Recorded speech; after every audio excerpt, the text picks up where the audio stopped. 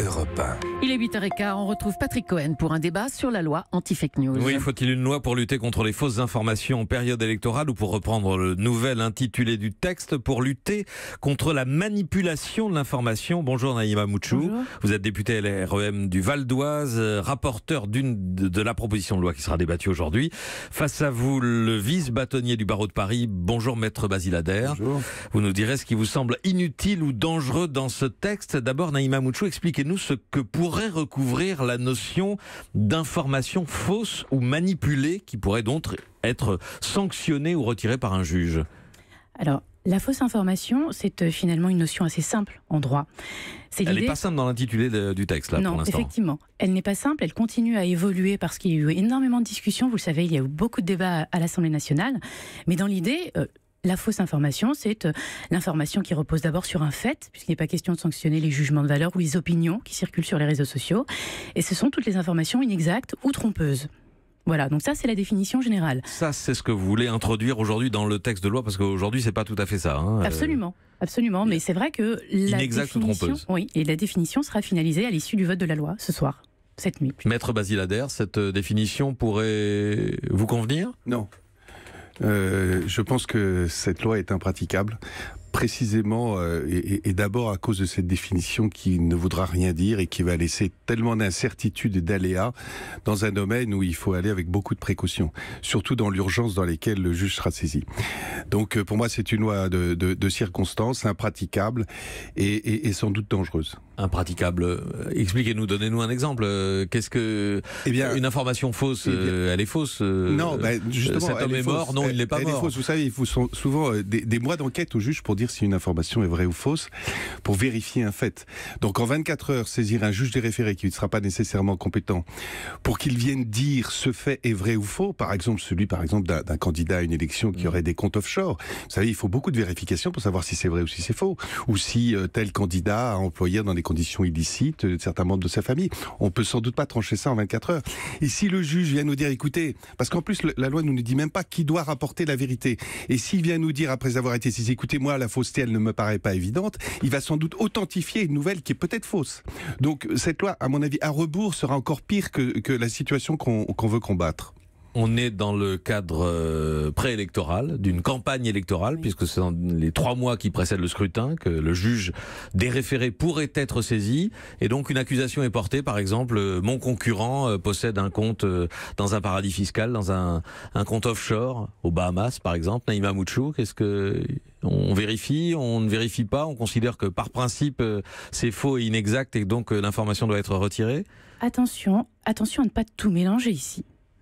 À ne pas tout mélanger, on parle de juge des référés. C'est le juge de l'évidence. S'il estime que l'information est manifestement fausse, il dit très bien, arrêtons, stoppons la diffusion. Donc s'il y a un doute, il ne le fait pas. S'il y a un doute, s'il y a un doute, il explique qu'il n'y a pas assez d'éléments dans le dossier pour qu'il puisse effectivement statuer. C'est ainsi que c'est rédigé. Mais ne procédons pas par raccourci. Ne disons pas que par principe, parce que nous légiférons sur quelque chose qui est en lien avec la liberté d'expression, nous serions sur une loi liberticide. C'est faux. Nous avons notamment entendu les craintes et les inquiétudes des journalistes. Vous savez, j'étais avocate en droit de la presse moi-même pendant près de 9 ans. Je connais les équilibres fragiles de la loi de 1881. Et justement, nous avons introduit dans le dispositif des éléments qui permettent de protéger la liberté d'expression. Donc c'est faux de dire que c'est une loi liberticide. La loi de 1881 qui prévoit déjà la répression de la diffusion de fausses nouvelles. Oui, mais la fausse nouvelle, attention encore une fois, c'est pas la fausse information. Différent. C'est un débat technique, mais c'est différent. La fausse nouvelle n'est pas la fausse information. Lorsque vous êtes sur la fausse nouvelle, premièrement, c'est le procureur qui agit et lui seul. C'est lui qui a l'opportunité des poursuites. C'est extrêmement réducteur. Nous prévoyons un dispositif dans lequel le candidat peut agir, mais aussi tout électeur, celui qui estimerait qu'il est lésé lorsqu'il va mettre son bulletin dans l'urne.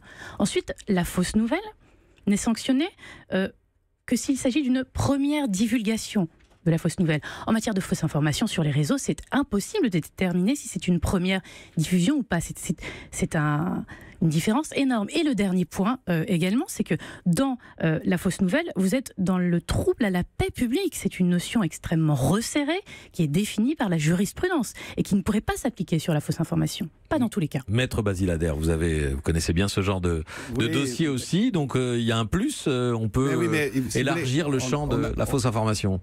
On a franchement beaucoup d'incertitudes et pardonnez-moi, je sais que vous avez plaidé ces affaires et que vous les connaissez un petit peu, mais manifestement le pouvoir que vous accompagnez connaît moins et a moins lu la loi.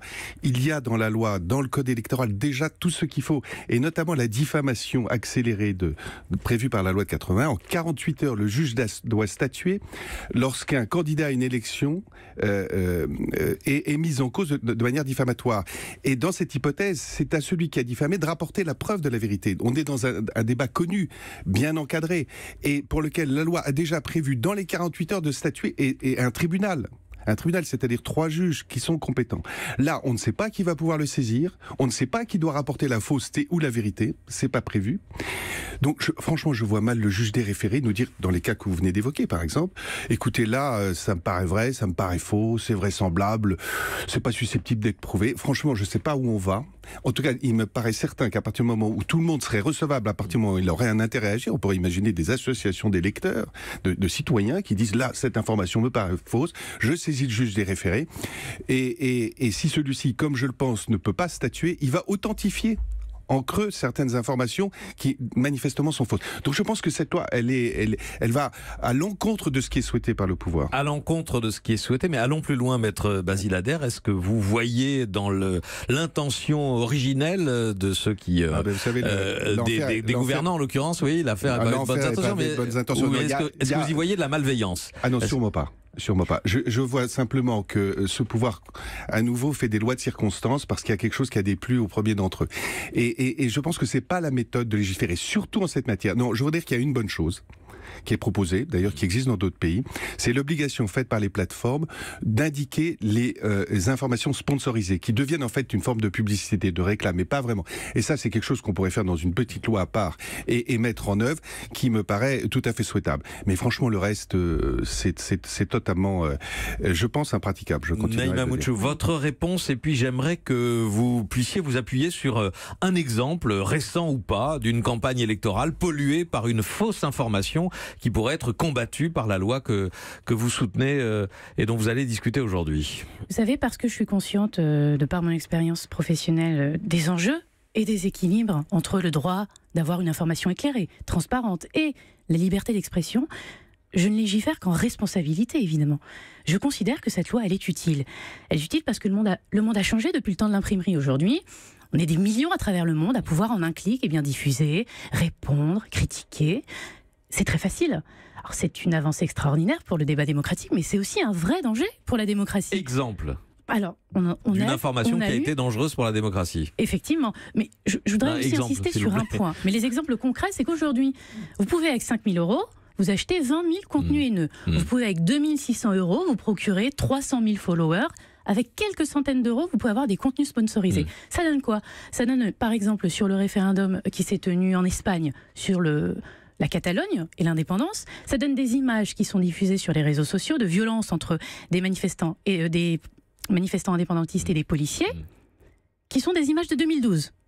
Oui, il y a eu aussi des violences réelles. Il y a eu des violences. Oui, je vous parle contre ceux qui allaient voter sur ce référendum illégal. Tout à fait, mais je vous parle des images qui ont été partagées en masse par des centaines de milliers de personnes. Ça donne aux États-Unis, on l'a vu, des centaines de milliers de fausses informations qui ont circulé, qui ont touché des centaines de millions d'Américains sur l'état de santé de Mme Clinton, sur ses liens avec des réseaux de pédophilie. En France, nous l'avons vécu aussi lors de la dernière élection. Vous avez parlé de ce fameux compte caché. Moi, je fais la référence au compte caché aux Bahamas du président de la République, ou de cette image qui a beaucoup circulé montrant Jean-Luc Mélenchon avec une Rolex de quelques 20 000 €, qui était un montage, un faux, qui visait à écorner son image. Tout ça a une influence sur les lecteurs, tout ça est un danger pour la démocratie, et c'est précisément cela qui est visé.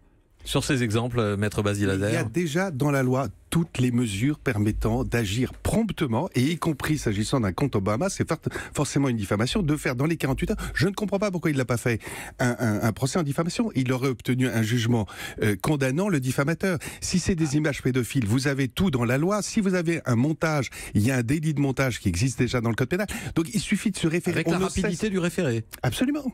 Avec la possibilité du référé, le ministère public peut faire des référés. Et pourquoi c'est aussi peu employé Parce que je sais pas, sans doute le ministère public n'estime pas qu'il y a une quelconque atteinte, et puis que les intéressés ne font pas les procès, en tout cas ne regardent pas la loi suffisamment clairement. Naïma Mouchou. Je vous ai expliqué en quoi mécanisme de la fausse nouvelle n'était pas suffisant. Mais la diffamation, c'est pareil, c'est extrêmement spécifique. La diffamation, c'est on porte atteinte à mon honneur ou à ma considération. Mais il y a des cas, dans les fausses informations, où on ne vise pas quelqu'un précisément, où c'est un fait. Je vous ai parlé tout à l'heure des images qui étaient utilisées à mauvais escient dans le cadre du référendum sur l'indépendance de la Catalogne. La diffamation ne fonctionne pas ici. Et vous espérez qu'avec cette loi, un juge puisse faire retirer les images des plateformes? Ça, c'est difficile déjà dans les cas généraux, mais alors bien sûr, ce juge de référé, il aura la possibilité, donc il a tout un tas de mesures, effectivement, il a des outils à sa disposition. Il pourra notamment demander aux fournisseurs d'accès Internet ou aux hébergeurs de stopper la diffusion. Mais une petite chose, attention, ça n'est pas la panacée de cette proposition de loi. Il y a d'autres choses qui sont faites. Maître Adair a parlé effectivement des obligations de transparence sur les sponsors. On veut aussi aller plus loin, imposer un référent aux plateformes. Il y a tout le volet éducatif, parce que la fausse information, c'est d'abord la relation et le comportement humain. Un tout dernier mot. Oui, un tout dernier mot, parce que le véritable seul écueil, c'est que les grandes plateformes, elles sont américaines, elles sont éditées depuis des sociétés américaines qui sont protégées par le premier amendement américain.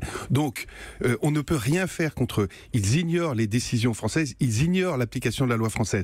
Donc, la lutte, elle n'est pas là. Elle n'est pas à faire une loi franco-française. Merci, Maître Basile Adair, vice-bâtonnier du barreau de Paris. Naïma Mouchou, député LREM du Val d'Oise et avocat évidemment, rapporteur d'une des propositions de loi qui sera débattue aujourd'hui. Europe 1.